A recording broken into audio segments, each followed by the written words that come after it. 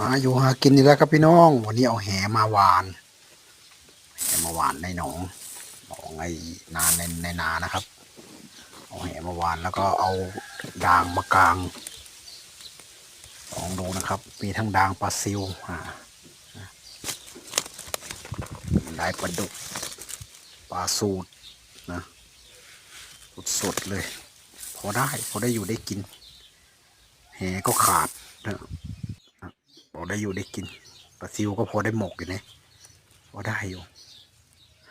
อันนี้เอามาใส่ในสระหัวไร่ปลายนาได้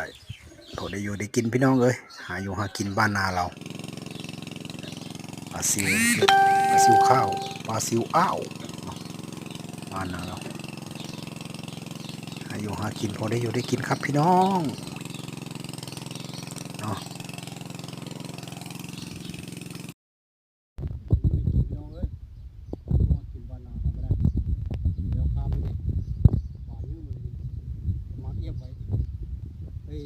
ลา